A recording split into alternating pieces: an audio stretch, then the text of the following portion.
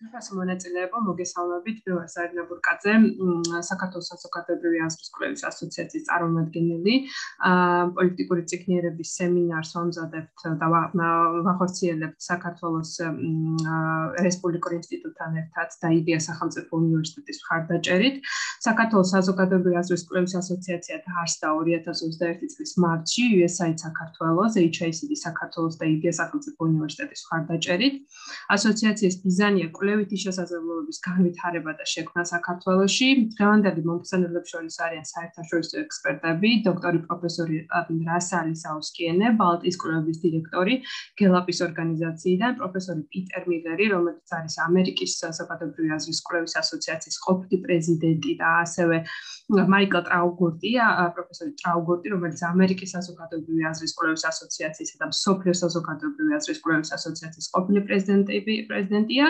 მადლობა მინდა გადაუხადო საქართველოს პარლამენტის სასწავლო ცენტრს, პარლამენტის აპარატს და კომიტეტის თანამშრომლებს მონაწილეობისათვის, აგრეთვე განსაკუთრებული მადლობა მინდა გადაუხადო აქვე პოლიტიკური პარტიების წარმომადგენლებს. მე ვიცი რომ ზოგიერთი მათგანი ახლა ზოგი დემონსტრაციაზეც არის, მაგრამ შემოგვეცდებიან თანდათან ერთიანი ნაციონალური მოძრაობიდან, ევროპული საქართველოსთან, სტრატეგია აღმაშენებელი მოქალაქეები, გირჩი და ლეიბორისტული პარტიის წარმომადგენლები და აქტივისტები. მისასალმებელი სიტყვა მინდა გადავცე ილიას სახელმწიფო უნივერსიტეტის რექტორს და ასოციაციის ჩამოყალიბების იდეის ავტორს პროფესორ გიგას დედანიას, შემდეგ ასოციაციის არჩეულ პრეზიდენტს, პირველ პრეზიდენტს გიორგი გვალიას და რესპუბლიკური ინსტიტუტის დირექტორს საქართველოში ჯონ დიპიროს. ამ სესიას მოდერაციას გავუწევ მე ზარინაბურკაძე. მადლობა მინდა გადაუხადო ჩემს თანაორგანიზატორებს ამ სემინარის, საბაჯა ჯანჯესა და ბატონ ნიკოლას ყავალაშვილს. ეხლა კი სიტყვას გადავცემ ბატონ გიგაზედან. გთხოვთ ბატონო გიგა. მოგესალმებით ყველას. ძალიან მიხარია თქვენი ხილვა თუნდაც ამ ვირტუალურ რეჟიმში და იმედი გვაქვს რომ მალე აღარ დაგჭირდება ამ შეზღუდვების გათვალისწინება და ვართ უფრო ინტენსიური იქნება ჩვენი გაცვლა-გამოცვლა, ჩვენი აზრების. მოგეხსენებათ, რომ საზოგადოებრივი აზრის კვლევა არის დემოკრატიული მმართველობის ერთ-ერთი ძალიან მნიშვნელოვანი მექანიზმი და სწორედ ამისი გაცნობიერება იყო მიზეზი, რატომაც ჩვენ სულ ცოტა ხნის წინ ჩამოვაყალიბეთ საქართველოს საზოგადოებრივი აზრის კვლევის ასოციაცია და მიუხედავად იმისა, რომ ეს ასოციაცია დიდი ისტორიას ვერ დაიქვეყნის, მაგრამ მიუხედავად ამისა უკვე ბევრი რაღაც იქნა გაკეთებული, მათ შორის ჩამოყალიბებამდე, ანუ ჩვენ დაგვიწდია იმისთვის, რომ ჩამოგვიყალიბებინა, ჩვენ დავიწყეთ მუშაობით და შრომით და უკვე ჩატარდა ძალიან ბევრი შეხვედრა, უკვე შესანიშნავ ექსპერტებმა გაგვიზიარეს თავიანთი გამოცდილება, უკვე შეიკრა გუნდი, უკვე იდენტიფიცირდნენ ის ადამიანები, ვინც ჩართულები არიან და იქნებიან ძალიან სერიოზულ ყოველდღიურ სამუშაოში და ძალიან მოხარული ვართ, რომ ეს სამუშაო ჩაფიქრებული იყო და კეთდება, ცხადია პოლიტიკური სისტემის წარმომადგენლებთან ძალიან მჭიდრო თანამშრომლობით. დიდი მადლობა თითოეულ თქვენგანს დასწრებისთვის და იმედი მაქვს, რომ პირველხარისხოვანი ექსპერტები, რომლებიც სულ იყვნენ ამ ასოციაციის ჩამოყალიბების მონაწილეები და ასევე გააგრძელებენ ჩვენთან თანამშრომლობას, სასარგებლო გამოცდილებას და ცოდნას გაგვიზიარებენ ყველას დღესაც და მომავალში. განსაკუთრებული ჩემი მადლობა საერთაშორისო რესპუბლიკურ ინსტიტუტს ამ დღევანდელი შეხვედრის მხარდაჭერისათვის და ცხადია ასოციაციის გუნდს და ადმინისტრაციას, რომელმაც ეს ყველაფერი შესაძლებელი გახადა. მადლობთ და წარმატებულ შეხვედრას გისურვებთ. დიდი მადლობა ბატონო გიორგი გვალიას. მოგესალმებით, მადლობა ზარინა. მოგესალმებით მეგობრებო. ძალიან სასიამოვნო არის შეხვედრა, როგორც ბატონმა გიგამ აღნიშნა, თუნდაც ამ ფორმატში, თუმცა ეს ფორმატი მე მგონი, ასე ვთქვათ, ჩვეული მდგომარეობა გახდა ყოველი ჩვენთაგანისთვის. ძალიან სასიამოვნოა, რომ რამდენიმე ძალიან ახლობელ და ნაცნობ სახესაც ხედავთ პოლიტიკური პარტიების წარმომადგენლებს და პარლამენტის ადმინისტრაციის წარმომადგენლებს გულისხმობთ და ძალიან დიდი მადლობა მინდა გითხრათ ინტერესისთვის, თქვენი დროისთვის და იმედს ვიტოვებთ, რომ ეს ვორქშოპი, რომლის უმთავრესი ამოცანა არის პოლიტიკური წიგნიერების მიმართულებით ზოგადად საზოგადოებრივი აზრის გამოკითხვების მნიშვნელობასა და იმ შესაძლო გამოწვევებთან დაკავშირებით, რაც ამ პროცესთან ახლავს, ამ საკითხებთან მიმართებაში ამ ვორქშოპმა შეასრულოს ინფორმაციის გავრცელების და ზოგადად ცნობიერების ამაღლების თვალსაზრისით მნიშვნელოვანი ფუნქცია. Სხვა შორის ასოციაციის ერთ-ერთი მთავარი მიზანიც და როგორც უკვე აღნიშნა, ასოციაციას არც თუ ისე ხანგრძლივი ისტორია აქვს, ის სულ რაღაც რამდენიმე თვეა, რაც ოფიციალურად დაფუძნდა და ასოციაცია აერთიანებს საზოგადოებრივი აზრის სფეროში მოღვაწე ადგილობრივ და საერთაშორისო აქტორებს. ასოციაციის აღმასრულებელი საბჭო დღევანდელი მდგომარეობით შედგება 13 წევრისგან და ეს ადამიანები არიან ის ადამიანები, ვინც ან პროფესიულად არიან ჩართულები საზოგადოებრივი აზრის გამოკითხვის საქმიანობაში, აქ ძირითადად საუბარი მაქვს ორგანიზაციებზე, რომლებიც ატარებენ საზოგადოებრივი აზრის გამოკითხვებს და ასევე ასოციაციის აღმასრულებელი საბჭოს შემადგენლობაში შედიან ადამიანები აკადემიური ინსტიტუციებიდან, უნივერსიტეტებიდან, როგორც აღნიშნა ილიას სახელმწიფო უნივერსიტეტი არის ერთ-ერთი ლიდერი მთელ ამ პროცესში, თუმცა ჩვენ რა თქმა უნდა ვაერთიანებთ რამდენიმე სხვა უნივერსიტეტსაც და ზოგადად ის პროექტები თუ ინიციატივები, რაც ასოციაციას აქვს და რაც ექნება მომავალში, ღია იქნება ნებისმიერი ამ საკითხით დაინტერესებული აქტორისთვის, რა თქმა უნდა სხვა უნივერსიტეტებისთვის, როგორც სახელმწიფო ასე კერძო უნივერსიტეტებისთვის. საბოლოო ჯამში ასოციაციის მიზანი არის ხელი შეუწყოთ საზოგადოებრივი აზრის გამოკითხვებთან მიმართებაში პირველ რიგში აი ნდობის გაზრდის ესე ვთქვათ ამოცანას, იმიტომ რომ ჩვენ ვხედავთ რომ ნდობის ნაკლებობა დღეს შეიძლება ჩაითვალოს ერთ-ერთ ძალიან მნიშვნელოვან გამოწვევად საზოგადოებრივი აზრის გამოკითხვების მიმართ, ასე რომ ასოციაცია ძალიან მრავალმხრივად, ძალიან კომპლექსურად ეცდება უახლოეს პერიოდში, უახლოეს წლებში და ეს არის ის თქვა ჩვენი სტრატეგიული გეგმის ერთ-ერთი მნიშვნელოვანი სტრატეგიული გეგმა, რომ ძალიან კომპლექსური აქტივობებით და ამ კომპლექსურ აქტივობებთან შორის, რა თქმა უნდა, უმნიშვნელოვანესი არის შესაბამისი კომუნიკაცია პოლიტიკურ აქტორებთან, პოლიტიკურ პარტიებთან, სახელმწიფო ინსტიტუციებთან, მედიასთან, ზოგადად ფართო საზოგადოებასთან, ხელი შეუწყოთ იმგვარი ტიპის აქტივობებს, რაც საბოლოო ჯამში ნელ-ნელა, ესე ვთქვათ, ჩვენ არ გვაქვს იმის მოლოდინი, რომ რაღაც რევოლუციური გარღვევა გვექნება ამ მიმართულებით, თუმცა ნელ-ნელა, ესე ვთქვათ, ეს გარემო და კულტურა, ნდობის კულტურა ბევრად უფრო გამოკვეთილი იქნება ფართო საზოგადოებაში და ყველა იმ აქტორთან მიმართებაში, ვისაც პირდაპირ თუ ირიბად საზოგადოებრივი აზრის გამოკითხვებთან შეხება აქვს. მე ამ ეტაპზე მეც აღარ გავაგრძელებ, უბრალოდ ვიტყვი კიდევ ერთხელ დიდი მადლობა მინდა გითხრათ მონაწილეობისთვის, განსაკუთრებით მადლობა მინდა უთხრა ჩვენ საერთაშორისო პარტნიორებს, საერთაშორისო რესპუბლიკურ ინსტიტუტს, ზოგადად ამ კონკრეტულ ვორქშოპთან და ზოგადად ასოციაციის აქტივობების მხარდაჭერისთვის და ჩვენი საომავლო გეგმების მხარდაჭერისთვის, ასევე განსაკუთრებული მადლობა მინდა უთხრა ჩვენს ექსპერტებს, ტრენერებს, რომლებიც არიან ძალიან დიდი გამოცდილების და პროფესიული მიღწევების მქონე ადამიანები ამ სფეროში.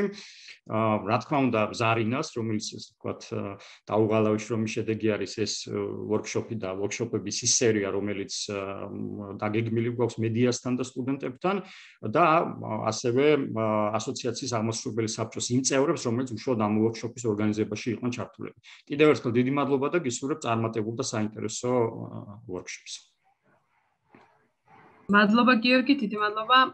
ახლა კი სიტყვა მინდა გადავცე ჯონ დიპიროს, აირაის წარმომადგენელს საქართველოში, რომელიც რეალურად ჩვენი ასოციაციის აქტივობებს შემდგომი 2 წლის განმავლობაში აქტიურად ხარს დაუჭერს, რისთვისაც დიდი მადლობა მინდა გადავხატო მას.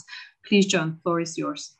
Thank you very much. Really delighted to be here today, and thank you to our organizers, to Zarina, Georgi Gika, for your opening remarks, and of course for giving us the chance to support such a wonderful initiative. And from our perspective at IRI, the International Republican Institute, we're quite pleased to welcome all of you and to join for what is the first round, I think, of capacity building events hosted by the Georgian Association of Public Opinion Research.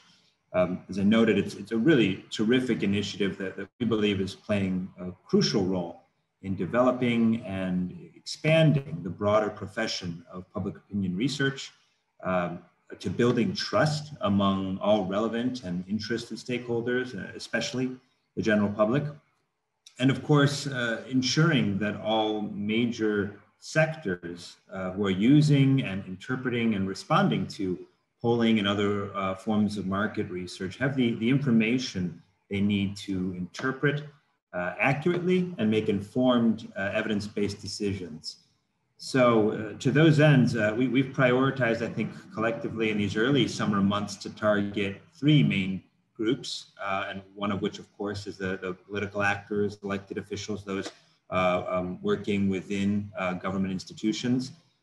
Secondly, media representatives and journalists, and thirdly, of course, citizens at large. So I think we're all united in the belief that education and information stand really as the cornerstones to ensuring that these groups can contribute to the professionalization of the field. So we're really delighted to support these endeavors and look forward to our continued partnership with the association and with other organizations and universities that are supporting the same effort. So today I just want to briefly thank our three guests who are joining us, our experts. Today, I think we'll hear from Dr. Rasa Alishevskiene and Dr. Peter Miller. And tomorrow, also Dr. Michael Traugott. Each of them are true global experts in their fields and have likely seen and experienced every form of research or interpretation one can imagine over the course of their careers. So I think they bring a wealth of knowledge and institutional memory to their sessions today and tomorrow. So as we, I think, explore some of the fundamentals related to sampling, to weighting, margins of error, issues related to political communications or miscommunications, interpretations of polling results, and of course the issues that arrive from partisan bias or the larger field of election polling, I'm very confident that they will be able to hopefully answer any of your questions and ideally offer some innovative responses and solutions. But in any event, I'll stop there as you didn't come here to hear me speak. But again, I simply want to welcome you all, applaud your participation and encourage everyone to remain engaged in this process, as well as other activities supported by the association, because it is the beginning of what I believe, and I think we all believe, will be an invaluable long-term contribution to Georgia's democratic development. So many thank you, and I'll turn it back to you, Zarina. Madloba John, საინტერესო მიმოხილვისათვის და თქვენი მხარდაჭერისთვის. დღეს მინდა უკვე სიტყვა გადავწევ პროფესორ დოქტორ პიტერ მილერს, როგორც მოგახსენეთ, ის იყო ამერიკის საზოგადოებრივი აზრის კვლევის ასოციაციის ყოფილი პრეზიდენტი და ასევე ამერიკის შეერთებულ შტატებში გამჭვირვალობის ინიციატივის ავტორი, რომელიც უზრუნველყოფს ყველა კვლევის იქნება წინასაარჩევნო თუ exit polls მათ გამჭვირვალობას და შესაბამისად ეხმარება კვლევით ორგანიზაციებს, რომ თავიანთ საქმიანობაში და კვლევარებს უფრო მაღალი სტანდარტის ეთიკა დაიცვან და გამჭვირვალე კვლევა წარმოადგინონ. დღეს ის ისაუბრებს მთავარ საკითხებზე, რაც შეიძლება ჩვენ ვიცოდეთ საარჩევნო კვლევების შესახებ და კვლევების შედეგების არასწორი გავრცელების შესაძლო მიზეზები ან ინტერპრეტაცია რა უნდა იყოს. Please, Peter, floor is yours. მისი მოხსენების შემდეგ თქვენ გეძლევათ შესაძლებლობა, რომ კითხვა-პასუხის რეჟიმში გადავიდეს ეს მსჯელობა და კითხვები დაუსვათ. დიდი მადლობა. Please, Peter, floor is yours. Good day to all of you and to Bleezy. I'm honored to be with all of you and pleased to be back speaking with some colleagues with whom I've spoken before and with new colleagues. Let me apologize in advance for my lack of facility in the Georgian language and my appreciation for the translators who will try to make what I say intelligible, and I'll try to move slowly so that can take place. I'm going to share some ideas today that are obviously based on my observations of polling as it's employed in, particularly in the United States, but also in other countries where this form of research has disseminated and is used routinely in election campaigns. And I may take a different approach from what you might run into in other talks that you'll hear, in that I'm going to make a distinction and follow a distinction between public polls that are publicized in the media and private polls which are employed by parties to shape the way they go about their campaigning. And then speak at the end about some considerations that apply to both forms of polling and things that I think would be worthy of your attention. So let me try to share my screen and then go from there. So some poll uses and controversies. The first section that I'm going to mention concerns how parties can use polls. And this area is likely to be less covered during the course of the discussions that you may have. But I think it's useful to understand how polls can be valuable, not only for informing the public about the status of the campaign, but also valuable to parties as they go about planning and managing their campaigns. So public polls, obviously, as we know, are sponsored by the media and other organizations, and they're a prominent part of public discourse during election campaigns. These public polls provide information to the general public on the horse race, the extent to which one party or parties are running for popularity in the campaign, and also about issue positions that might be leading the public to support one party over another. And these are the ones that are the ones that we frequently hear about. But ones we don't hear about so much are polls that are sponsored by parties themselves. These are private polls.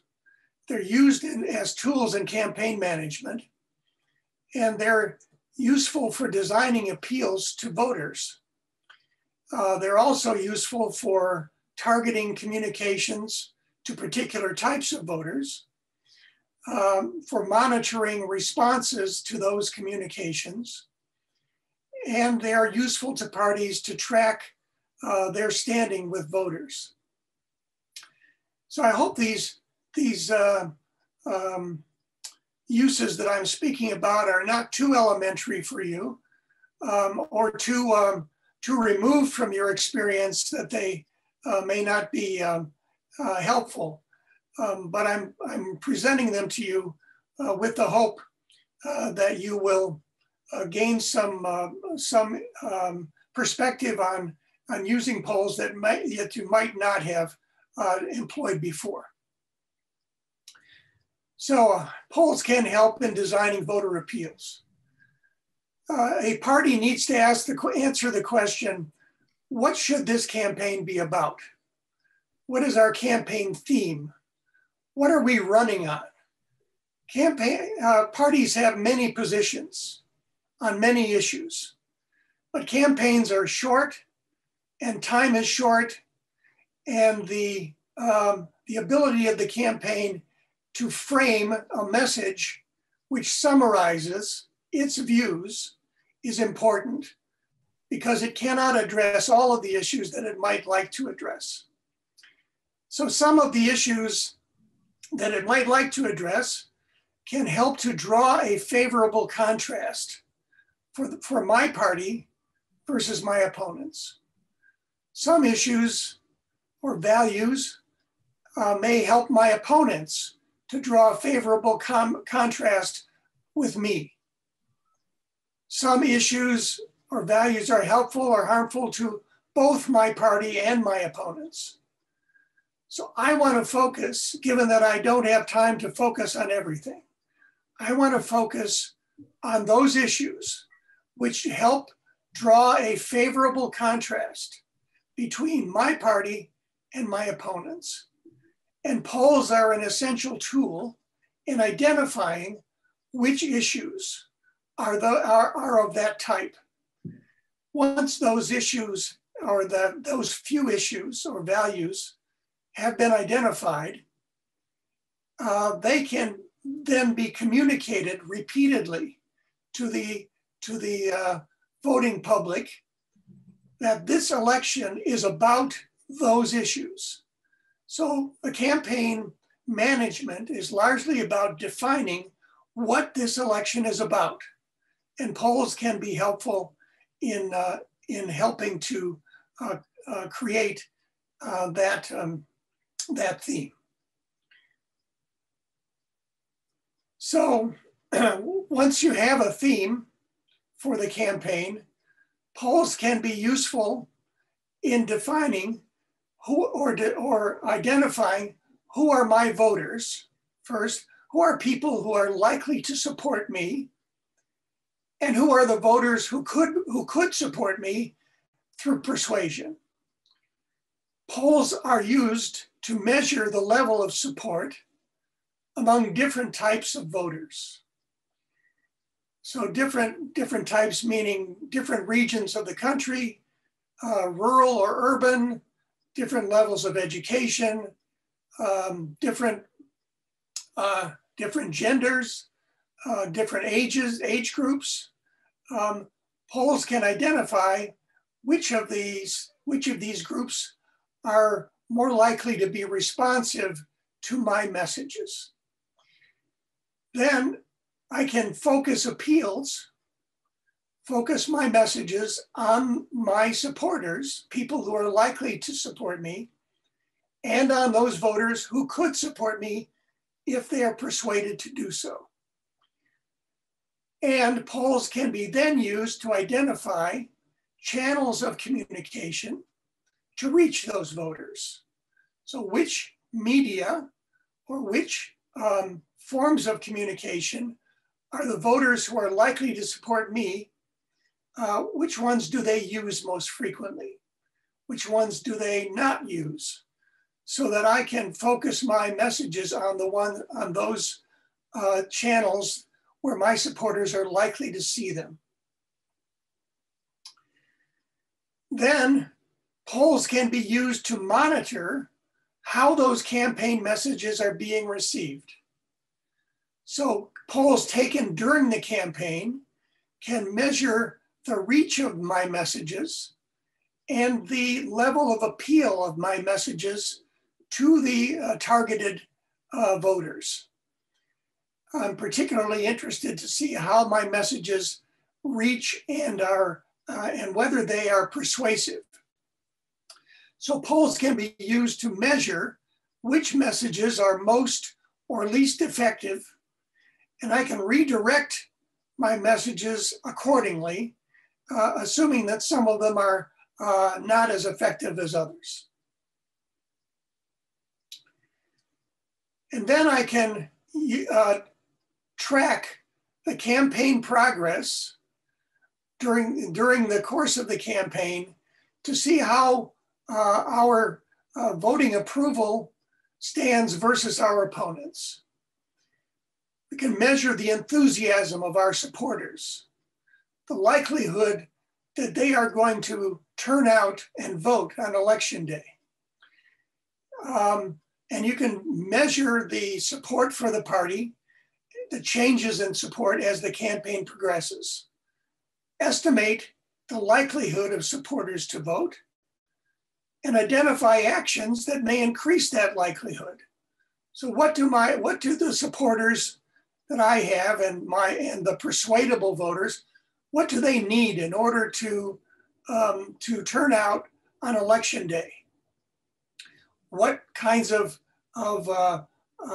help in terms of transportation or what have you may be needed for them to make it to the polls. And then I can identify those voters who are still unpersuaded and measure the concerns that they have, their views on what parties should try to achieve if elected. And I can plan voter mobilization, plan how I can encourage people to go out to the polls on election day. So those are some of the uses of campaign polls. And obviously, this is a very quick overview. And each of those uses requires a lot more detail in terms of how a poll would be designed for each of them and how one might use the data. But this is just to give you an overview and some ideas for the use of polls in case they are of interest to you. On the other hand, here are some things that polls should not be used for. Polls should not be used to raise funds for the party. In other words, the citizens of the country should not be contacted with the claim that a poll is being done when the real purpose of the contact is to raise money, because that is an unethical use or an unethical practice that uses the good name of polling to raise for a selfish interest. It degrades the name of polling to raise funds by claiming that a poll is being done and then asking for money.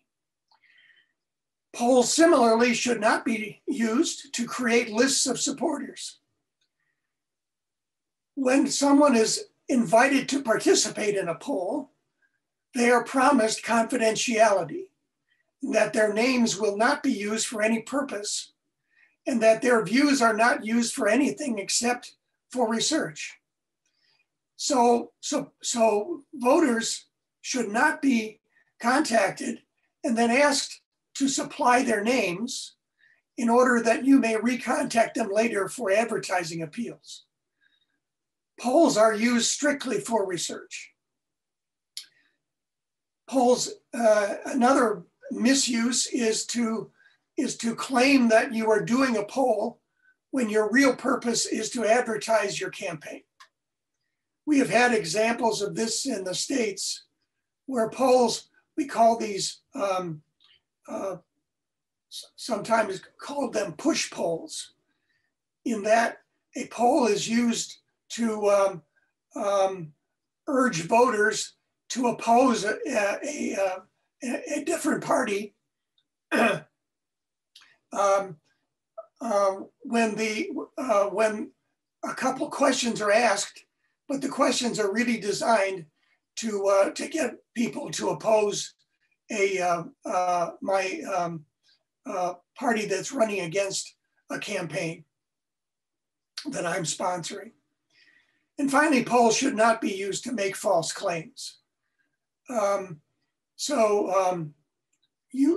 may see releases of polling information from parties that claim that they are in the lead in the course of the campaign, when in fact they are not in the lead, and that those claims are not based on real polling. So any of these uses of polls damage the ability to do actual polling, to do legitimate research. These kinds of polls are condemned by professional organizations and are to be avoided by parties and those who support them. So those are some poll controversies, but let me turn now to some others. that you may encounter during the course of election campaigns in Georgia. It is a truism that published pre-election polls are going to frequently show different results. And sometimes polls are criticized because they show different results. Such instances often occur because polls are conducted in different contexts using different methods. When a poll is conducted, the dates of the polling, how many days are used to collect information, and the methods employed to collect information have a marked impact on poll findings. These are not nefarious things. They are not things which are things that are negative. They are simply ways in which polls are designed. And the polling that occurs in a dynamic pre-election context is very challenging. And so it is likely that different polls will produce different results. It is best not to look only at the results of individual polls, but to look at a variety of polls that use different methods and see if they triangulate on a similar result.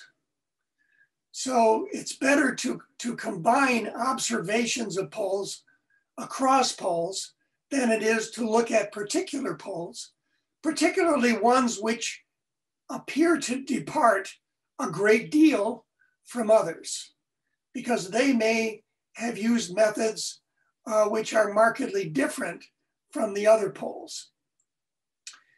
So in order for you to understand polls, you need to get information about how they are conducted. And I'd advise you to consult the Code of Ethics of the Georgian Association for Public Opinion Research, because the code specifies information that you need about polling methods and the context in which they are conducted that should be made publicly available if a poll is released to the public. Dr. Alisauskiene will explain in detail some of these methodology issues following my talk and following Dr. Traugut's talk tomorrow. But she will not go into all of the methods. And so I want to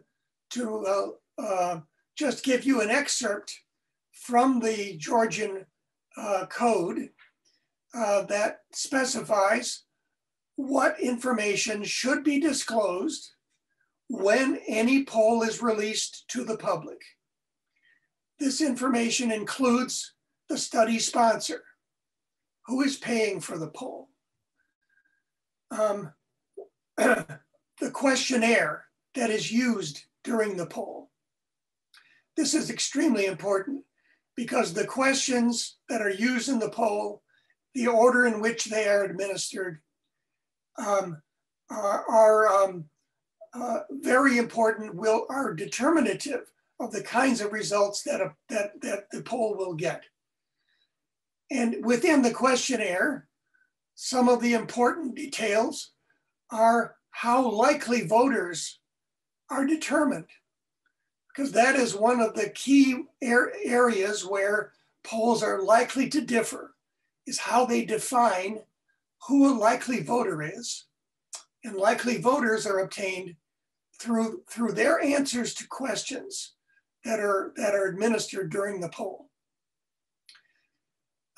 In addition to the questionnaire, there are a variety of details about how the sampling, how people are sampled to participate or invited to participate in the poll, how those samples are drawn, the lists from which they are drawn, the ways in which the households are approached for interviews, the extent to which they cooperate, the level of cooperation. All of those details are very important. The sample size also is important because it gives you a sense of the degree to which the results are precise and the likely sampling error. All polls are subject to non-response, meaning that some people who are invited do not participate. And so samples that are collected need to be adjusted for this non-response problem. And so you need to know what those adjustments are. They're sometimes called weighting. You also should know what the dates of data collection are, because as we know, poll results will differ during the course of the campaign, depending on the events that occurred during the campaign, and the dates of the polls will capture certain events, but not others. So when the poll is conducted is very important. The interviewing method is also important. Many polls in Georgia are conducted through face-to-face methods. Interviewers are sent to households to invite people to participate and to conduct the interviews at the households. Other methods might include telephone interviews. Some polls might be conducted through internet methods. These methods can affect who is interviewed and the responses to the interviews. So it's very important to know what the interviewing method is. And it's important to know how interviewers are instructed to do the interviews. Are they instructed to read the questions precisely as worded? Are they monitored in terms of their interviewing behavior? Do they depart from the questionnaire? Do they engage in conversation that is unrelated to the interview? All of these things can affect the results of the interviews. So as poll consumers, it's important for you to demand transparency and to be a knowledgeable consumer of poll information. If a poll is released and it does not release all of these details that are included in the Code of Ethics, then it's important to follow up with the polling organization to get that information so that you can understand how the poll was conducted and its impact on the results. Transparency is a necessary condition for all discussions about polling accuracy. You cannot understand why polls are accurate or inaccurate if you do not understand how they are conducted. So I'm going to stop at that point, and having run through this fairly quickly, and ask you to provide any questions that you may have to the remarks I've just delivered. And thank you for your time and attention. Thanks, Peter, for this great presentation. დიდი მადლობა ბატონ პროფესორ მილერს ამ საინტერესო პრეზენტაციისთვის. ვიდრე მე გავხსნი კითხვებისთვის დროს, მინდა გითხრათ, რომ საქართველოს საზოგადოებრივი აზრის კვლევის ასოციაციამ შეიმუშავა ეთიკის კოდექსი. ჩვენ ვართ ახალი ორგანიზაცია ჩამოყალიბებული და გეტყვით იმასაც, რომ ვავითარებთ ჩვენს ვებსაიტს და ასევე სხვა ინსტიტუციურ საშუალებებს და გპირდებით, რომ აუცილებლად მოვაწყობთ საჯარო პრეზენტაციას ეთიკის კოდექსის, სადაც პრაქტიკულად და ამ ეთიკის კოდექსის განვითარებაში მხარდაჭერა ჰქონდა პროფესორ პიტერ მილერისგან, პროფესორ მაიკლ ტრაუბოტისგან, HICD საქართველოსგან, USAID-ისგან და პრაქტიკულად საქართველოში მოქმედი ყველა კვლევითი ორგანიზაცია იყო ჩართული და ხელმოწერის ცერემონიის დროს მას ესწრებოდა ასევე ამერიკის შეერთებული შტატების ელჩი და USAID-ის წარმომადგენლობა. ჩვენ პირდაპირ რომ ამის საჯარო პრეზენტაცია მოხდება, როგორც ბატონმა პროფესორმა მილერმა აღნიშნა, ეს არის კოდექსი არის ძალიან კარგი ინსტრუმენტი, რომ გავარჩიოთ რა შეიძლება იყოს ლეგიტიმური და მეთოდოლოგიურად ჯანსაღი კვლევა როგორი უნდა იყოს და შესაბამისად ჩვენ იმედი გვაქვს რომ აქ უკვე სპეკულაციებსაც კი შეამცირებს ერთგვარად. ამიტომ მე თუ ეხლა გაქვთ კითხვები, გთხოვთ ბატონ პიტერ მილერს დავუსვათ კითხვები, ვიდრე ქალბატონი რასას პრეზენტაციაზე გადავალთ. Mr. Miller, thank you very much for your very interesting presentation, and it's indeed very acute issue, I would say. I represent a political party, the United National Movement, and the polls are indeed very important for us, especially during the election period. And there is a particular concern regarding the polls which are conducted through the phone interviews, and they have been particularly frequent, especially during the COVID times, right? And the results really significantly differ from other polls conducted during the same time. There's a particular reason to that, why some explanation that I personally agree, which is the main reason to that, is that there is a high level of fear among the Georgian society that they are under surveillance from the security services and so on, and people are very afraid to express their opinions through the phone conversation. The person who is unknown and they cannot really trust who they are talking to. So I would like to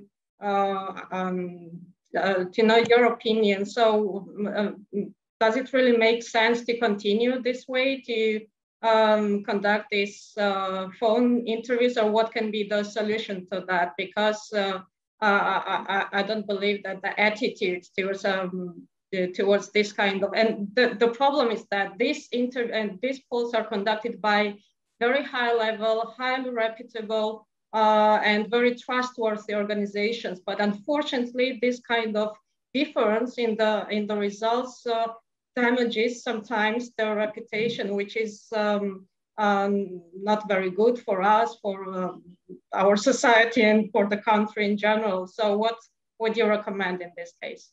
Thank you.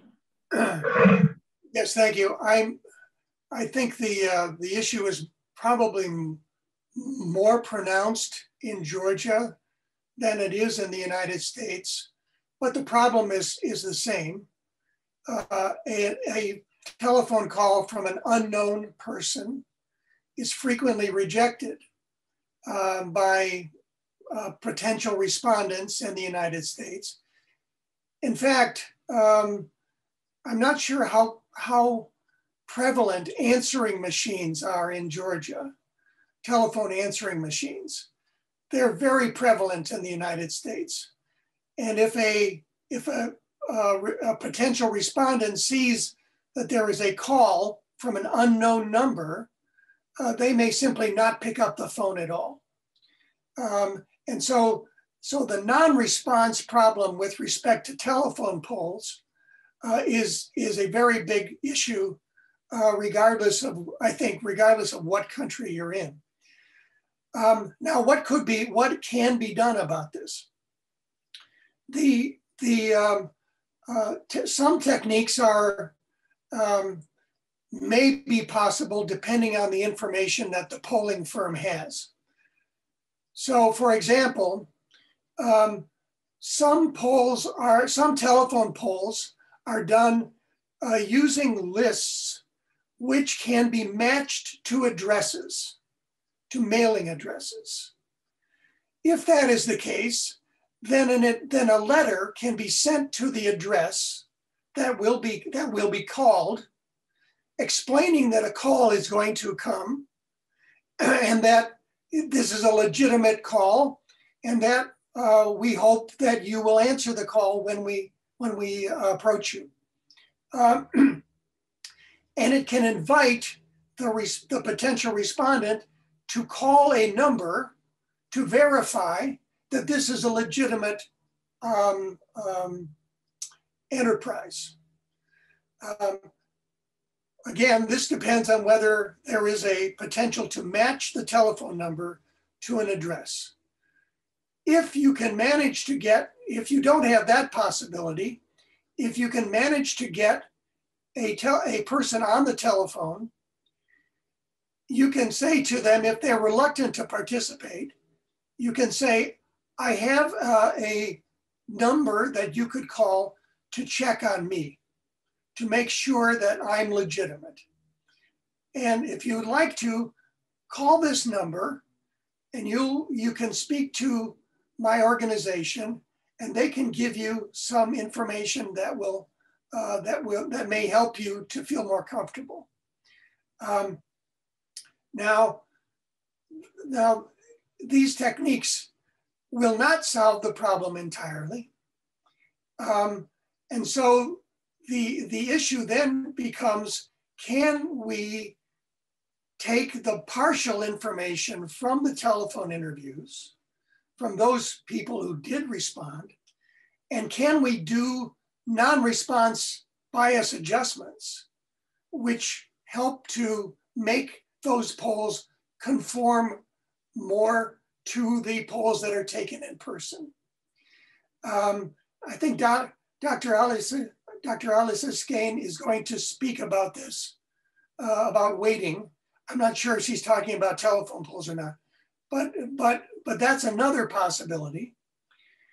But it is the case in the United States that telephone polls, which were once the main way of doing things, are now have largely declined because of the problems that you are enunciating. Not necessarily about fear of the security services, but fear of the unknown person, and fear that this is just another sales call, another spam phone call. So we do face some of the same issues here. Is that helpful or not? Yes, I think that's very much helpful, but I think Professor Troward has some additions to that. If possible, please, Mike. Well, I think that the question that you raise is a very important one, not only in detail, but also as an example of the way that we could approach understanding or analyzing differences in poll results from different organizations. As a survey methodologist, we would start probably first with thinking about the details of the data collection. So for example, in the United States, across the last 20 years, there has been a movement or a transition to the use of cell phones as opposed to landline telephones. So we used to look at poll results and how they differed by the proportion of cell phones in the sample. And now in the United States, when we do telephone polls, the proportion of cell phones has grown to about 75% of all of the contacts made. So that's a kind of a potential methodological explanation for differences, what kind of calls are being made. But you also have a theory, a hypothesis, about reluctance to speak to strangers on the telephone. And that's a very interesting point, but would have to involve a research project on its own. For example, Peter talked about the use of what we call advanced letters. And one could imagine an experiment in which a sample was drawn, a random half of the people were sent an advanced letter, and the other half didn't receive the letter. And we can look and see whether or not the response rates were different in this experiment, where you are suggesting that the advanced letter would probably increase. Your hypothesis suggests that the advanced letter from a reputable organization would increase the response rate and possibly produce different results. But that's, of course, related to the cost of conducting research. I mean, it costs money to do experiments. So the problem is that these hypotheses are interesting and could be very important, but they need a kind of empirical verification as well. Thank you, Michael. Natalia, would you like to add or? No, thank you. That's fine, right?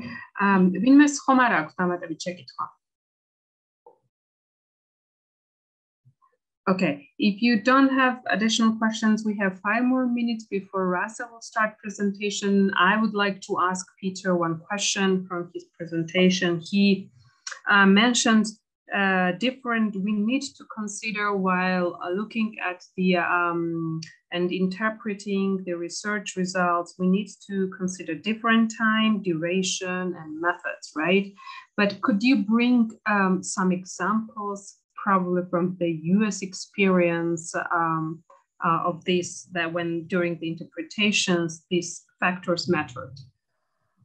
So probably the oldest example from the United States would be the 1948 pre-election polls, where one of the explanations for the failure of the polls here, and for those of you, and forgive me, for those of you in Georgia, this is a very famous thing in the United States, so I just assume you know about it, but you may not. So it turns out that in 1948, major polls predicted that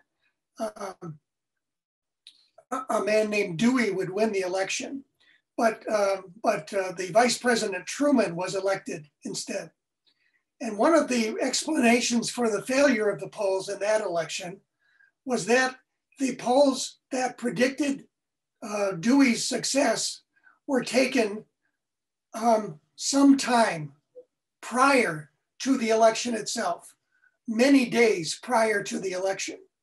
And so it was possible that voters who had yet to make up their minds were voting for Truman after those polls were done. So the timing of the poll, when the poll is done relative to the election day, is an important consideration. Polls are done, now let's talk about duration for a second. Polls are done over the course of several days, oftentimes. But sometimes polls are done overnight. Sometimes polls are done in 2 days. Sometimes polls take 4 or 5 days. The longer you stay in the field trying to collect responses, the more you are able to gather more responses. But so the duration of the field period will determine how likely you are to get the people you have sampled. But the duration, as Mike suggests, the duration is a cost factor as well, and also may run up against objectives that you may have for the poll. If the purpose of your poll is to capture immediate reactions to an event, then you want to get those immediate reactions, and stretching the poll out over days will distort those immediate reactions because you're getting some reactions that are not immediate. So there are trade-offs in the duration of the field period, cost and other sorts of trade-offs. And then the methods we've been discussing already. The methods that are used, telephone versus in-person, the manner in which the questionnaire is designed, all of those things are very important for how the poll results come out.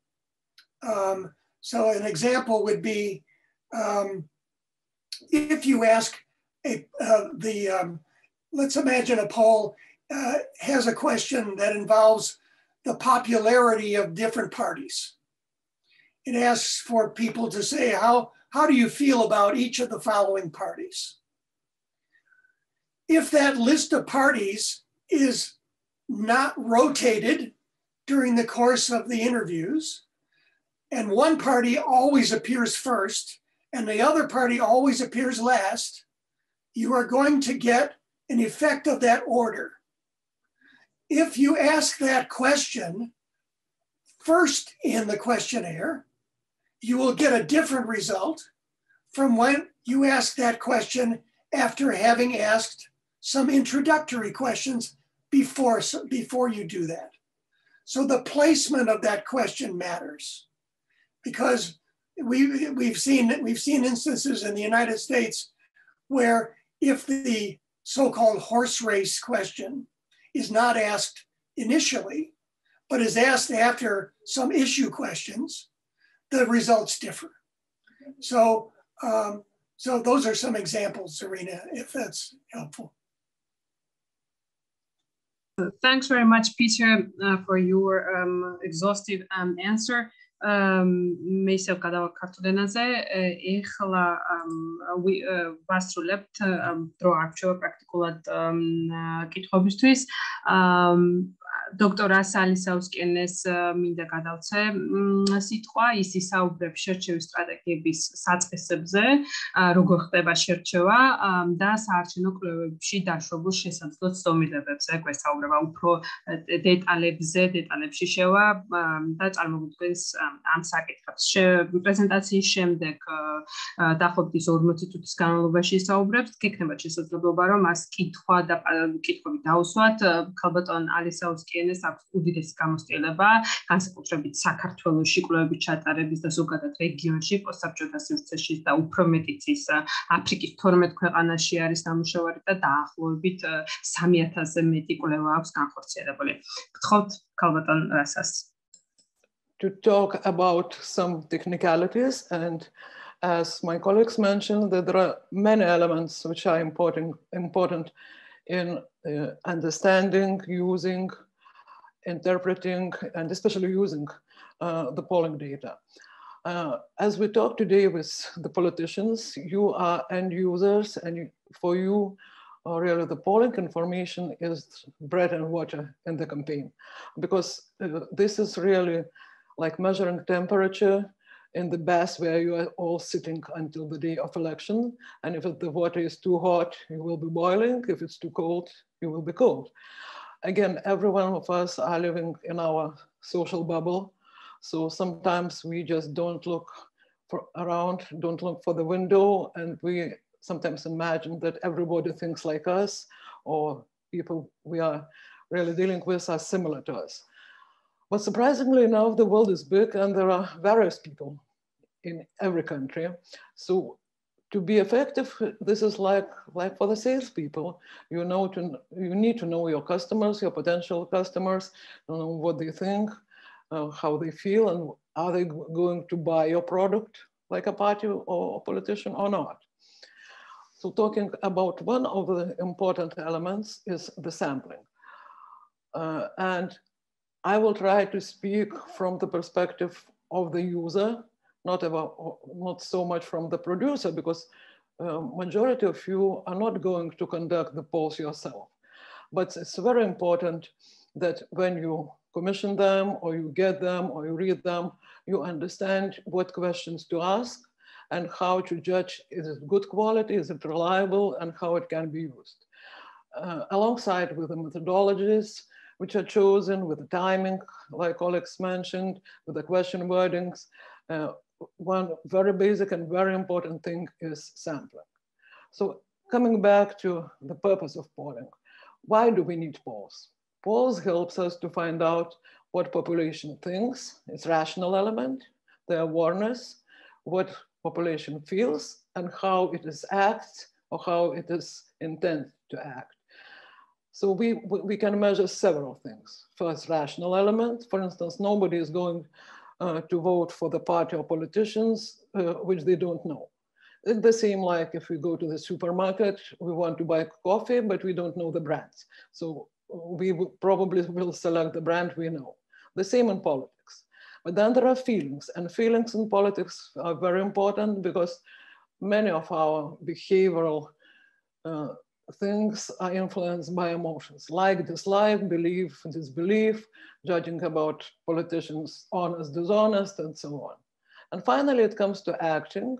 It's very important that on election day, we get out of sofa instead of writing in Facebook and go to vote.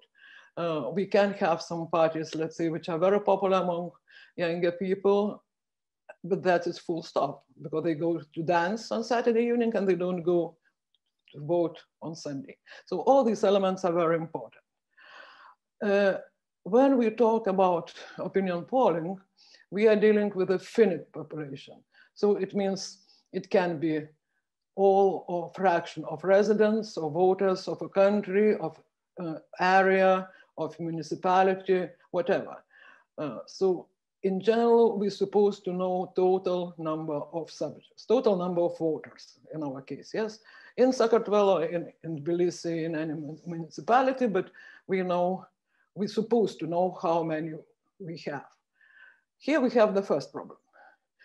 We don't have very accurate knowledge of that because there are registered voters, the people who have right to vote, but in normal times, some of them are out of the country, especially for next municipal elections. Some of them, especially in Tbilisi, they really live in Tbilisi, but they have to vote in other places where they really have declared their addresses.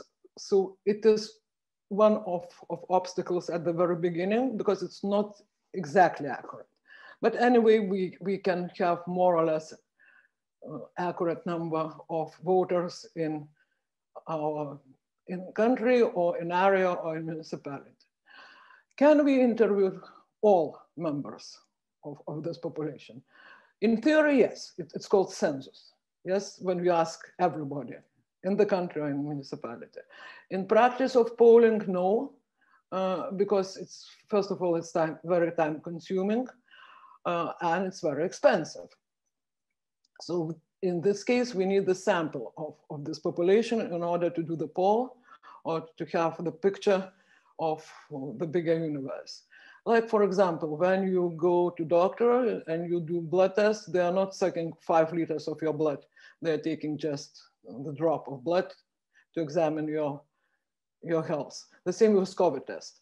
They're not taking your lungs out. They're taking just the sample of materials. The same with the polling. So we use the sample to do the poll. In fact, it is part of the universal part of all target group of population, whether it's municipality or the country in general or another unit. So, but the problem is how we take the sample. It should be representative of the total population, of the frame, and by the main characteristics which we can measure. So really, the method by which the sample is taken from this whole universe, it's called sample design. As we see it here in the picture, the big map of the country, and we just pick some part of that in order to study. Well, we have stratified and unstratified polls. These are two main characteristics. When you are getting really the polling report or you commission it, you read first question you should ask about what method was used to obtain the sample. So when we do a poll, it does not mean that we're asking everybody in the universe. We use this sample, and two main really kinds of sample are unstratified polls and stratified polls. Unstratified polls would be most accurate. They are possible, but for that we need to have information on all voters. So in fact, list of all members, voter register. Let's say it can be Sakartvelo, it can be voters in municipality, especially for the local elections, it's even easier, but we have to have the accurate list of all voters. If we have it, and if it can use it, the frame would be for the sample, voters register, all people residing in your polling area or in the country, can be register of addresses, like household register or voters register. And this is methodologically, it's easier past, because then in order to create the sample for unstratified poll, we take the list of all voters in that sense, and we use statistical procedures to select the required number of people from this list to be interviewed. The important thing is that these people, voters in this list, they should be organized in random order, excluding systematization, let's say, not by the alphabet or by some addresses, but it should be really random, because everybody in this list should have the same probability to be drawn to the sample.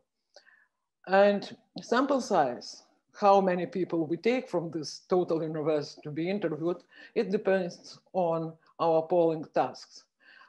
First of all, designing accuracy, what margin of error is applicable for us, and what subgroups we are going to analyze. Let's see, if we are talking about Sakartvelo in general, we have about 2,851,027 residents, according to the last census.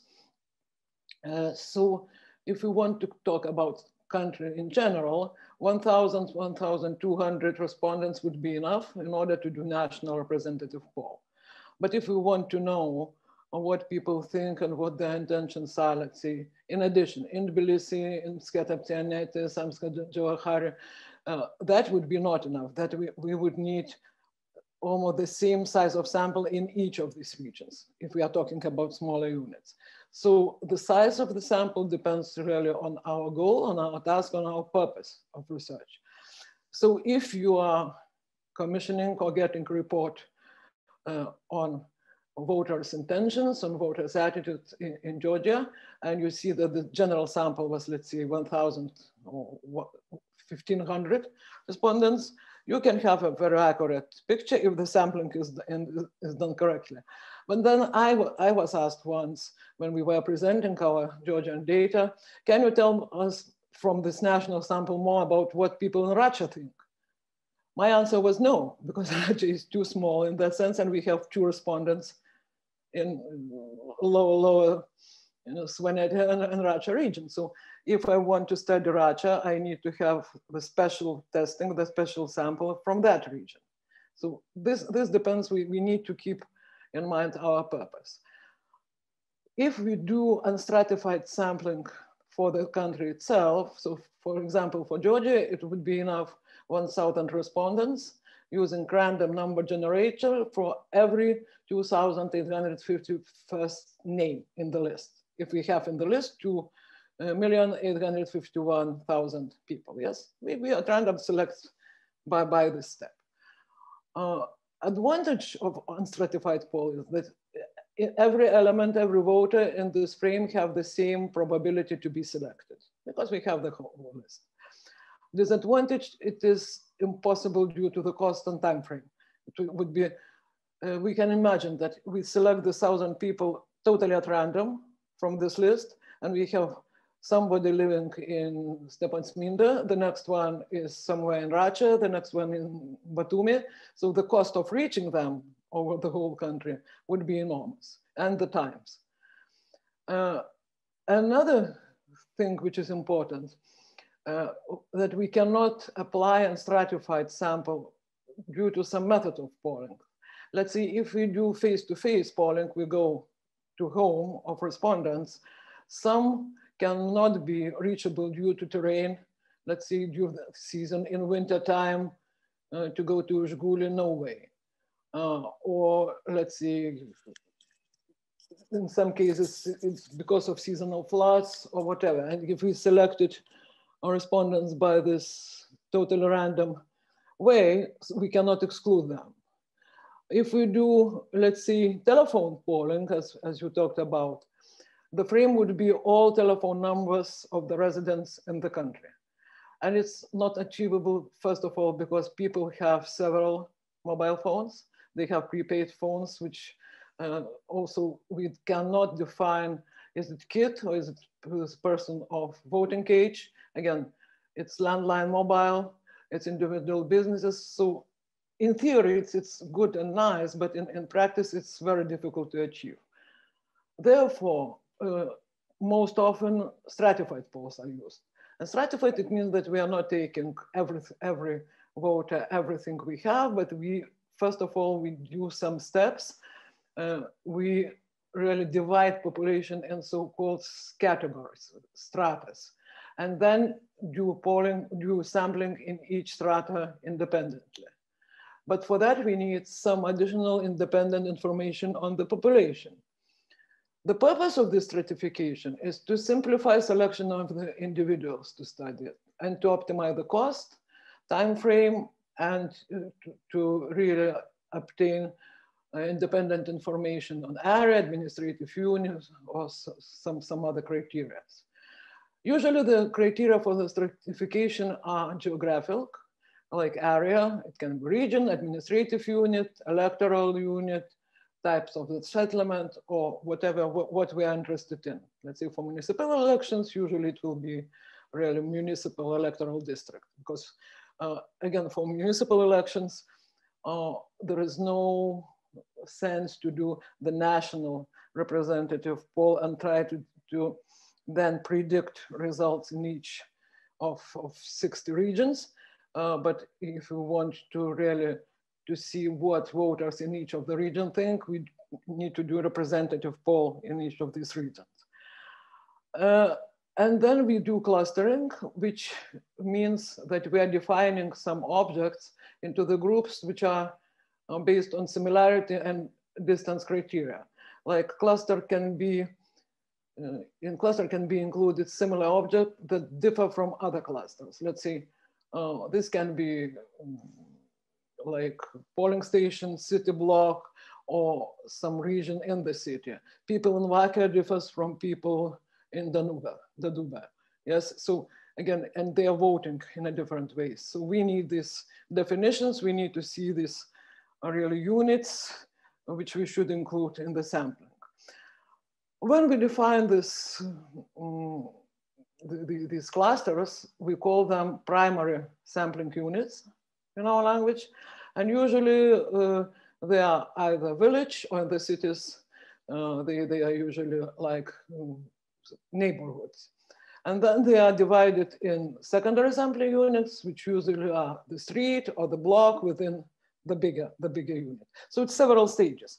We have geography, we have settlements, we have locations within the country or within the municipality.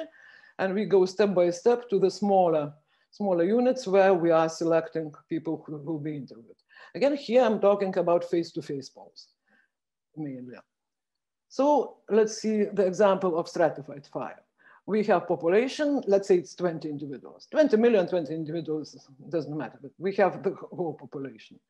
Then we know that there are 3 stratas, like 40% are defined like people, let's say people living in big cities, 30% in smaller cities, 30% in the villages, if we define it by geography. So in order to get the sample, we need to keep this proportion. Out of 10 individuals, 4 would be from the first strata, 3 from the second, and 3 from the lowest. It's how we are creating the sample. The advantage of this stratified cluster sampling is reduction of cost and timing. It's easier to conduct this polling list if we have to choose households in the polling stations or whatever, and we can choose these clusters at random. So again, there is no systematic influence, not preferences or not some criteria which sometimes interviewers trying to use. If they are sent to not very wealthy, let's say, neighborhood, they try to avoid like some strange or seemingly dangerous neighborhoods because they don't know what they will find behind the doors, but that excludes some part of population. So if we choose the households at random, we really see that this is the list of the households you should visit. In the telephone interviews, we can't use this technique. And what Natalia was asking and what we are talking, usually in our countries, in Central Eastern Europe, it's random digit dial techniques used, because now in Georgia, the proportion, if it's well-designed survey, it's at least 90% is mobile phones, not more than 10% are landlines, if landlines are used at all. In many cases, it's only mobile phones. And there is the problem with them, as I mentioned. It's multiply numbers. We don't know who uses the phone. So we have a lot of kids who are answering the phones. Respondent selection is different. So for telephone phones, in fact, the only stratified sample usually used is if clusters are defined by area code, but this is for landlines, and also by operator. It can be done. But again, it's many of you have, let's say, SIM cards from several mobile operators. So this is not the same probability that you will be not called twice. Let's see. And then after that, if you have a landline phone, third time on that line, it also can happen. Another important thing is to know, was it probability or quota sample? Probability means that we are defining really the rules how to choose respondent. And we are not giving any characteristics of the respondents who should be reached. In sample design, in non-probability sample, characteristics of the respondent should be included initially. Let's say simple random sample is rarely used due to time consumption and accuracy of final frame. It would be just having the list of all voters, having, as I said, this interval and calling every 2,500 something respondent. Then systematic sample is used more often. So then we're choosing interval for selecting every object in the strata. And stratified random sample, we are categorizing population into some groups, and then we're using by some rules whom to interview in this group, in this household or in this neighborhood, but there are special rules.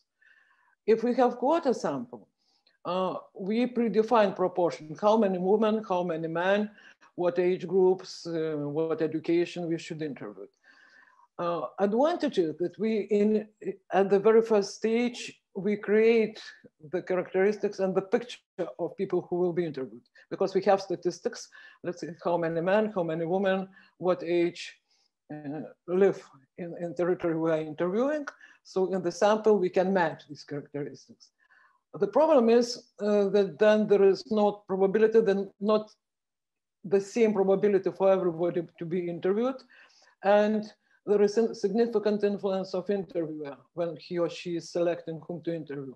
Let's say you are an interviewer, I tell you, you need to interview a young woman, like 18, 25 years of age woman who is, let's say, studying, and she has income of such and such level.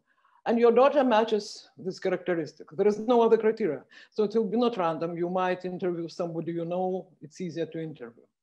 Therefore, quota sample, it's not probability and not providing equal probability to everybody to be interviewed.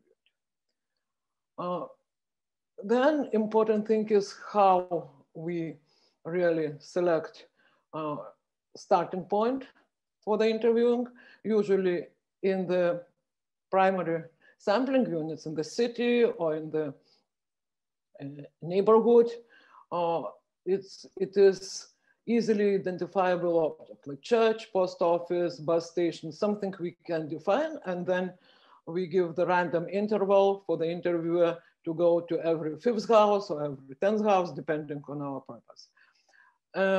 For selecting the respondent, usually what we do, we interview one respondent per household, and we cannot change if the respondent we selected is not at home, or he or she refuses to answer. So we cannot replace the person in that family. We should go by the interval we chosen to another household or another flat. And usually we use either Kish table, which is special random numbers table, but it's more technical, or we use the last birthday rule, which means we're asking in the family how many people live of this age we're interested in and whose birthday is the closest to the day of the interviews. That ensures really probability that we are not interviewing somebody who is all the time at home, like older people, or during COVID, let's see, school children, but that we are really selecting the person to be interviewed at random. And usually for our polls, for Gallup polls, we use up to 5 callbacks. It means that if we selected the respondent, she or he is not at home, during the field work, we need to get to him or her at least 3 or better 5 times in order to reach him or her. Again, that ensures that we can interview more active people who are not at home, like you politicians probably, it's almost impossible to reach. So if we somehow manage to get into your house, to your relatives, we can try to ask when we can reach you if you are selected as a respondent.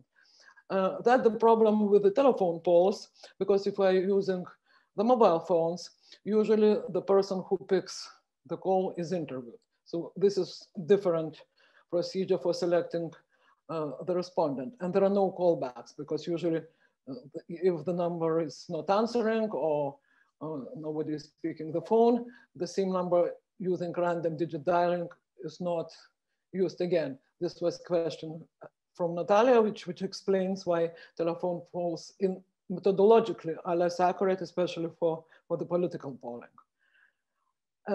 Another thing which is very important when you get the report, so you are asking about what sampling method was chosen. Was it random sample? Was it probability? Was it quarter? Whatever was used, in order to understand how the company who did the poll was selecting people who were responding. That's an important question to ask. Another thing which is very important, and it's not always reported, is response rate. And response rate, it's really the ratio between successful interviews comparing with all successful contacts. Let's see, how many people we had to visit in order to get 1,000 interviews. There can be various reasons why people did not respond.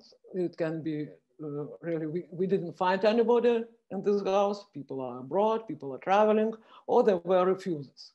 Let's say we got in contact, but people said, no, we don't want to answer. In the good, well-managed face-to-face interviews, personal interviews, response rate in Central Eastern Europe, including Sakartvelo, is about 60–70%, which is really very high. It means that in order to interview, if we contact 1,000 people, we will get about 700 answers. For 1,000, we need 1,300 approximately contacts. For the telephone polls, it's from 10 to 15%. You see the difference. So in order to get, let's say, 1,000 calls, we will need about 10,000 calls, 10,000 attempts. So it would be not a big problem if we would know that this is non-response, it's not systematical. If it's just the same people with the same characteristics are answering our questions, And the same characteristics are applicable for these who are refusing or who are not picking. But we don't know that. And in many cases, we did some experiments and we see that there are specific groups who are more inclined not to participate and specific groups who are more inclined to participate in the polls. So if we draw the conclusions of with the response rate of 10 or 15%, we have systematic bias because we overestimate people usually with a higher education, middle-aged and younger people, and we lack in the telephone polls, I'm talking Georgia and Lithuania show the same results because we do these polls in both countries. We lack rural people. So lower education, rural people, and in telephone polls, the ratio of men and women answering is not proportional. Women are much more likely to answer and talk than men in telephone polls.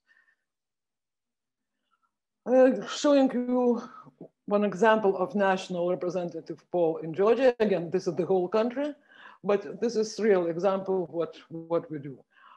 We know that it was 2,864,000 residents aged 18 plus for that when we did that poll from the statistics, and we used 1,500 respondents for the sample. It's face-to-face, it's personal interviews.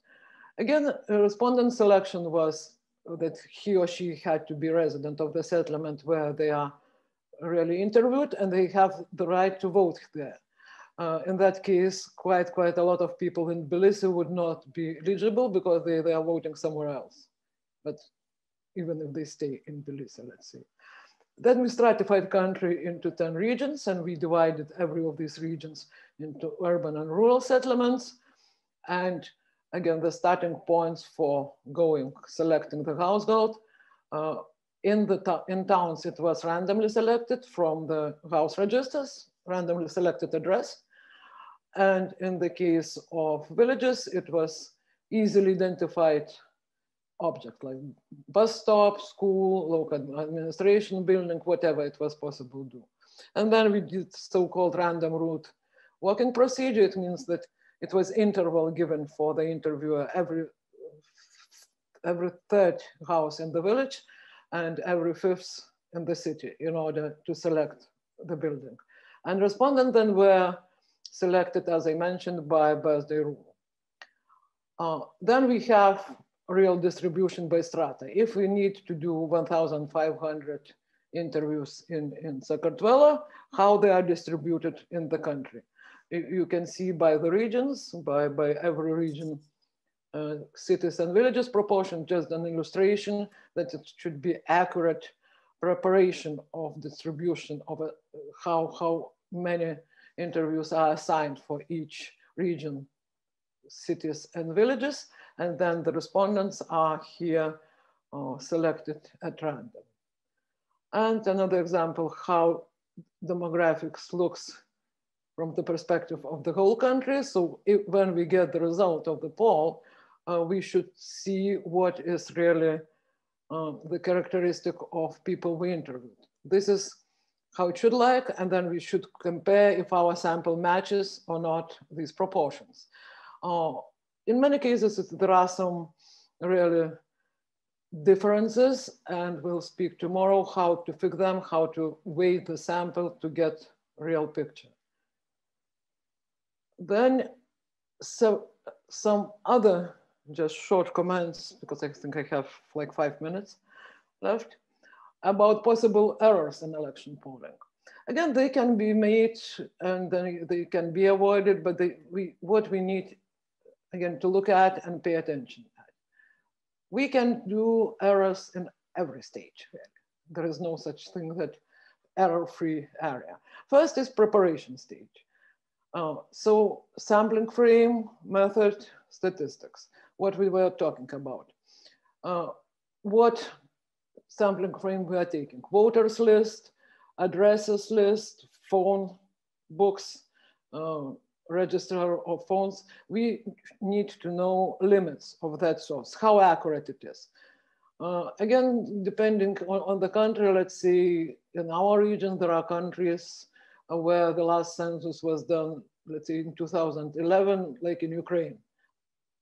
after 2014, it's really very inaccurate now. For Georgia, again, the problem is, let's say, South Ossetia and Abkhazia, which also, we don't know how many people live there at the moment. So we don't have accurate statistics. This is very important to say. Then interviewing model. What we are looking at is personal face-to-face interviews, telephone, or internet. Again, they have drawbacks and they have their benefits. Instrument, questions wording. Questions wording is a very important thing because in some countries, in some cases, the question asks, how do you feel, how do you evaluate party, let's say. But evaluation and intention to vote not always correspond. We had cases, in Sakartvelo and in Lithuania, like we had very likable politicians, which people had a very, very positive opinion of, but they wouldn't vote for him or her because they would say, it's a very nice person, but he or she is not fit for their job.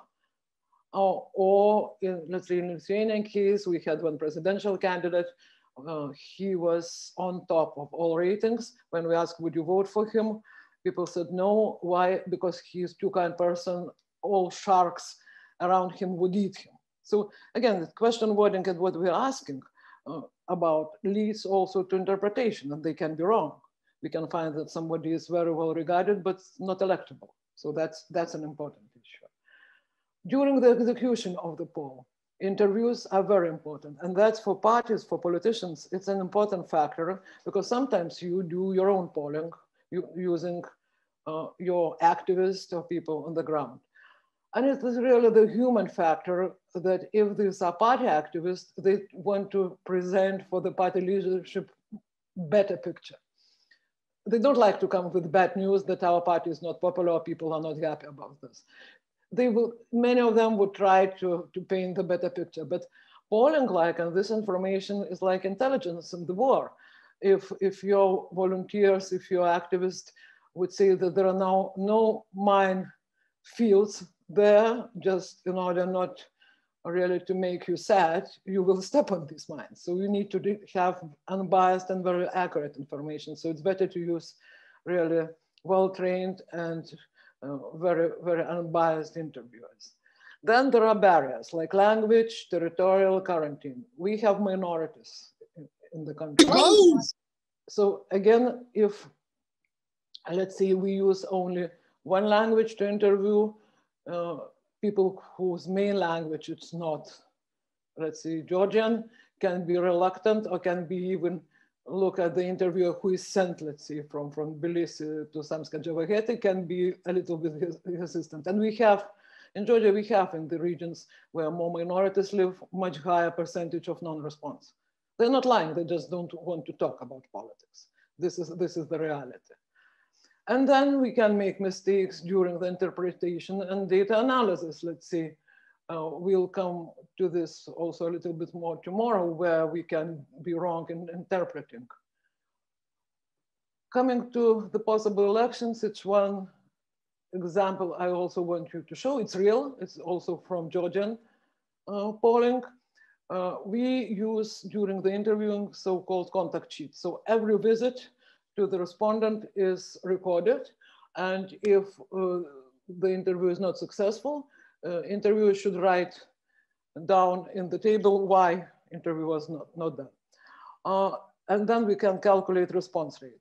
What we see here, that for this poll, in total 2,528 contacts were made and 1,500 interviews were successful. But we see the reasons why we couldn't interview one or another person. And it's, we have 351 refusals. Is it high or is it low? No, it's not very high, but we need to know, as I said, is it systematic? Either it's older people or it's men or it's women. Why some people are not answering? Because it might be that they will go to vote, but we don't know. So that's an important factor.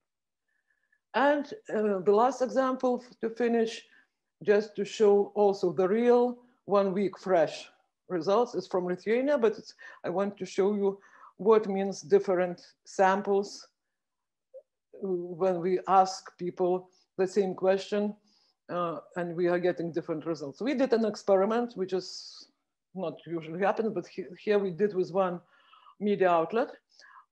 We have very divided society on several questions about Istanbul Convention, the same gender marriages, so the same as you have.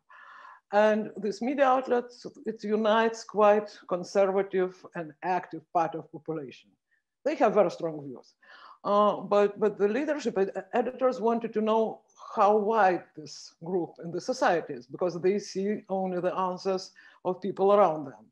So we did at the same time national poll, and we did the poll of the readership of this media outlet. The same questions at the same time were put on their website, and we did the national poll. What in the same? So what we got? We see in the national poll, the question about do we need new political force, united patriotic movement, and there were 39 among users of this media outlet. It was overall majority. Then we had another question. Again, in Lithuania, we need to collect 300,000 signatures in order to have national referendum. And there is now suggestion to lower this number to 100,000. Would people support or not such law? Among the total population, 42 support, 46 oppose. Among the users of this media outlet, 86 support. And the last one, even more interesting, about real political figures. You don't know majority of them, but just to show how different target groups are. Here, the chief and editor of this media outlet. So among his public, of course, he's number one, 64% popular. Among the total public, it's 19. Then we have several others, and we have the last one, which you see, who is very popular blogger, but from totally different camp. Like it would be, I don't know, National Movement and Alliance of Patriots. So totally different values and different ideologies. Again, we see how different perception of this politician is. So this is an example of if we choose wrong audience, not representative sample to be interviewed, we will get a real picture, but not about the population we are interested in. All right. To aravis ara kitva, machine midavsvam. So if I may ask in English, Rasa, so you probably have a deep knowledge of Georgian pre-election polls, even the recent polls, and probably know the specifics of the field coordination. I was wondering, what's your perception and opinion when we saw recently a bit different results in pre-election polls, not possibly perhaps dramatically different results, but what could be your explanation? Is anything that related to the field coordination, sampling, or some other issues, including the interpretation of those polls? Thank you. You mean different results by different companies, or different results compared with the election result, with the election outcome? Because right. It's two aspects. One, it was Peter also was talking about. It's really the picture from the poll, and then it's comparison with the real election result. So for many, it's in almost any country which uses more or less the same election procedures, because United States is different. Different laws, different procedures. I will talk a little bit tomorrow about this. But let's say Lithuania or Georgia, we have this almost the same elections laws. The thing is that, yes, timing is very important, as we said. The closer to the elections, the closer would be the result to real election result. But still, in many cases, the question is what to do with these who are undecided. And we have high proportions of people who say, yes, probably they are going to vote, but they still don't know which party to vote. Then again, the final result is calculated from people who participated in the elections. And this, especially journalists, in many cases they forget. In the poll, we are asking everybody who has right to vote. Then we calculated percentages of their answers. We can estimate, like we call it, likely voters. We ask people, are you going to vote or not? But still, it's intention. It's not real behavior. So usually these who say probably will, these who say definitely will go, they're always coming. In Sakartvelo, in Lithuania, in Armenia, in Poland, yes, this is Eastern Europe. But these who say probably will go, half of them are not coming. I cannot explain it's psychology. It's the rule for the last 30 years. You can divide them into two, really, because if some companies, they summarize these who said definitely going and probably going, and then they get about 80% of possible activity, which is not true, because half of these who said possibly go are not going. So usually activity is about 55 to 60% turnout, and question of whom, because the list of voters is bigger than the real number of people in the country. Anyway, we have people abroad who are registered to vote in our countries, and they are not voting usually. So this is one of the reasons. If we want to look at possible mood of people before elections, we need to take these likely voters and to look, to compare with the elections result then. Another big issue, again, we'll talk a little bit tomorrow about allocation of possible votes of these people who are undecided. The big mistake which is done, and I saw in Georgia, I saw it quite often, that this is not allocation by modeling, but this is like proportional. Let's say you have 30% of people who don't know which party to vote, yes? In order to get more like bigger numbers, some companies just distribute these people in proportion with the preferences of these who answered. You just, let's say you have 70% of people who decided which parties to vote, 30 not. So you cut these 30 out, and proportionally the percentage for other parties increases, because then these 70% become 100. But this is wrong, because this increases really numbers for leading parties because they have higher numbers, decreases for smaller, and it is assumption that these people will vote the same way as these who already decided. If they vote the same way, they already would be decided. This is why they are undecided, because they are different. And usually they have some list in their mind of parties which they don't like. They know whom they are not going to vote. But then from the rest, they have some menu, like several parties. And both in Georgia, both in Lithuania, what we measured this. The final decision by these people are done like last day before elections, or even sometimes coming to the polling station, due to various reasons. Sometimes it can be voter buying, sometimes it can be influence of their neighbors, of kids, or somebody can persuade them. The best example of this was elections to the parliament, when we had National Movement and Dream competing almost all summer on more or less equal grounds, but we had about 40% of people who were undecided. And then when this prison scandal happened, when all campaign changed, the mood of people changed dramatically, and these undecided switched to one side. If it would be just normal, routine, uninteresting campaign, these people would not come to vote at all, but they were activated. So these are real examples from life. Then if we talk about the differences between various companies who show different results, again, it's methodology, either it's phone, which I mentioned, it's 10 to 15% response rate, or it's face-to-face. And then again, likely voters, everybody who has right to vote, and distribution of undecided. I'll show you tomorrow some examples how it changes.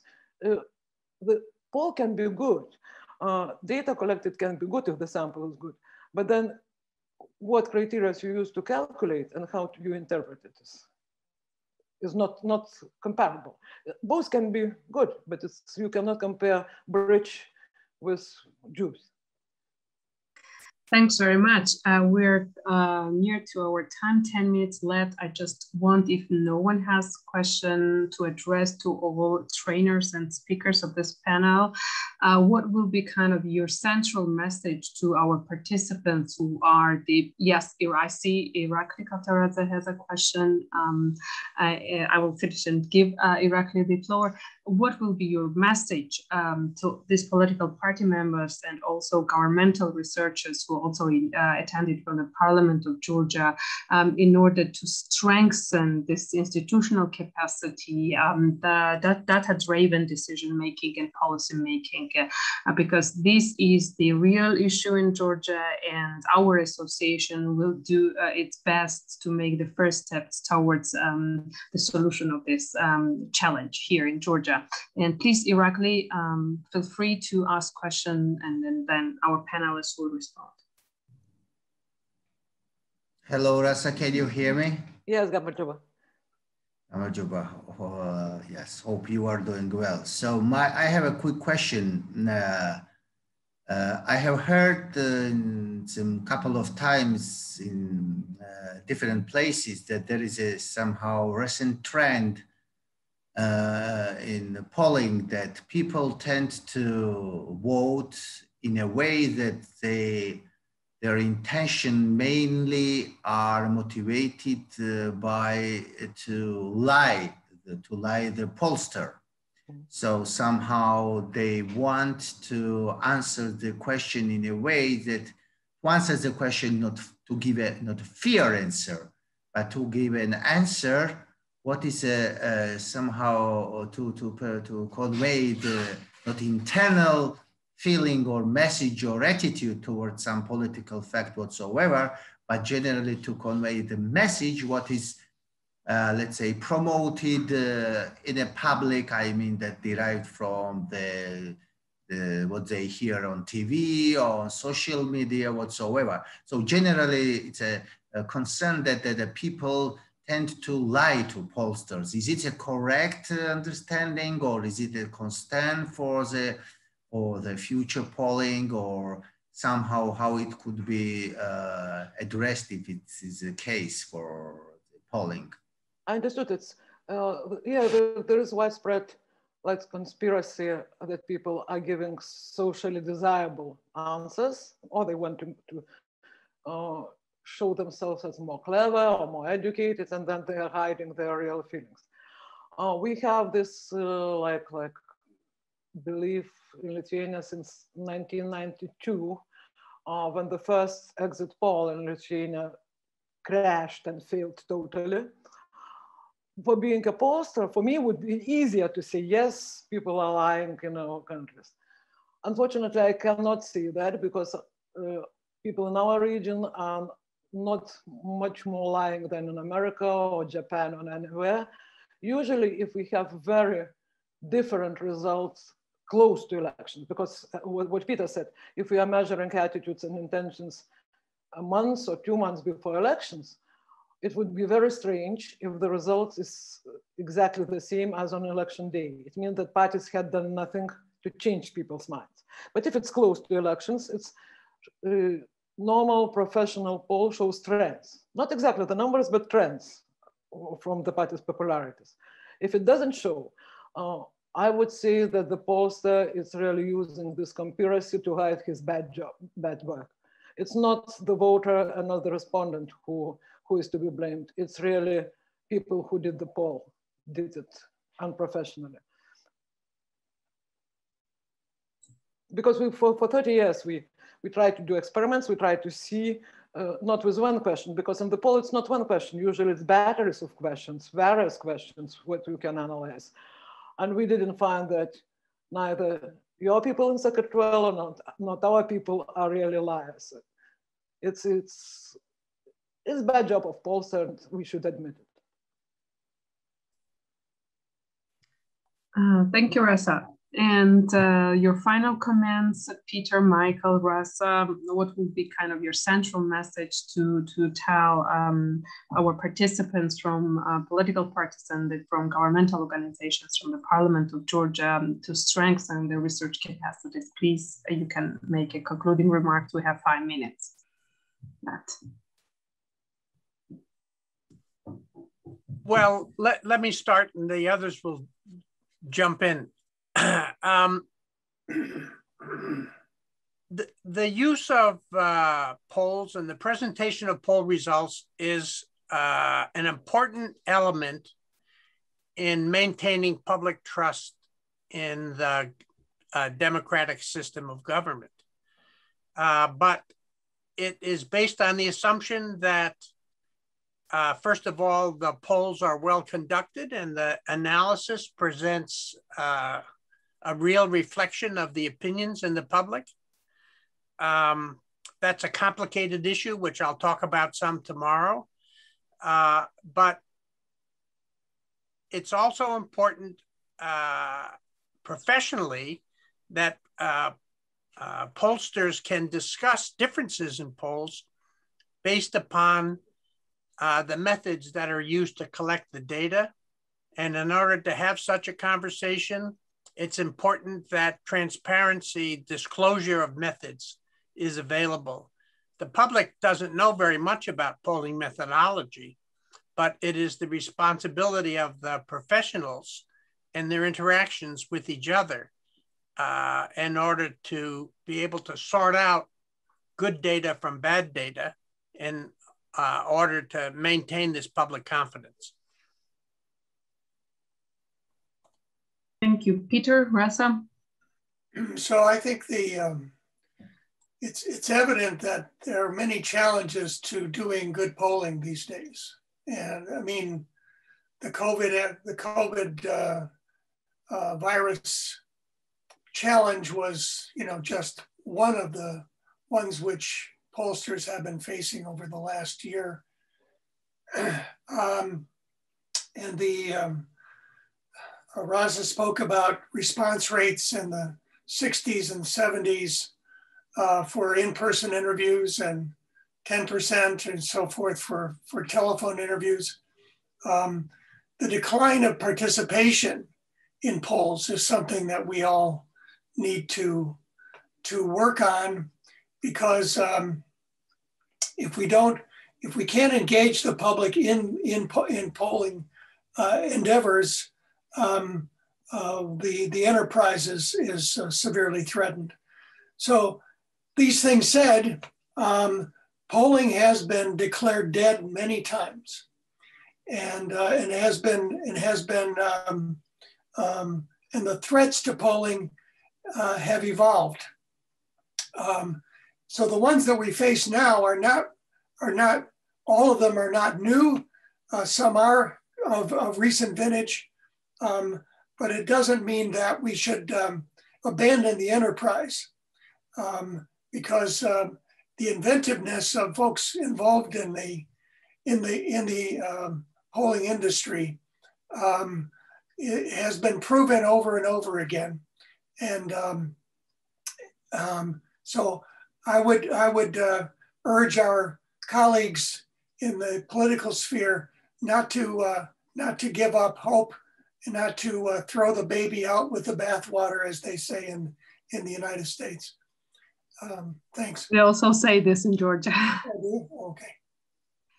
Excellent. Rasa, please. Yes, because I'm sitting really in reality on 3 chairs, because I'm pollster. I'm doing the polls in many countries, but also I'm academician because I'm teaching, and also I'm consultant, like I'm user of polls. So in this sense, I want really to advise our audience, who are really users in this case, not producers of the polls, not to be shy.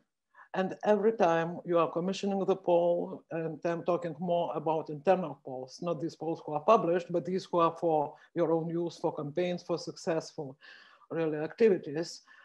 First of all, not to be shy, to ask questions from the pollsters about these things we were talking, methodologies, samplings, everything about this. And remember, you are the clients and you are the customers. You don't buy Ferrari without examining its technical specifications. In this case, in the campaign, poll is Ferrari. You are paying money at least, and your success is measured by how how well you are equipped with information and how well you use it. So just make yourself the list of questions which should be asked, and be very careful when you are using them, because it's dangerous. It's sometimes better not to have any information than to have wrong information, because then you can make some mistakes. So just ask questions before you use the polls. Thank you so much. We are on time exactly. So I hope to see you all tomorrow for the continuation of our workshop. Thanks for your contribution to speakers and to participants equally. And I will send the kind reminder for tomorrow's session. Please use the same Zoom link as today. Thanks very much. So let's conclude this session. Thank you. Thank you very much. Goodbye. Thank you. Bye. Thank you. Thanks, everyone. Take care. Thanks a lot. Thank you. Thank you.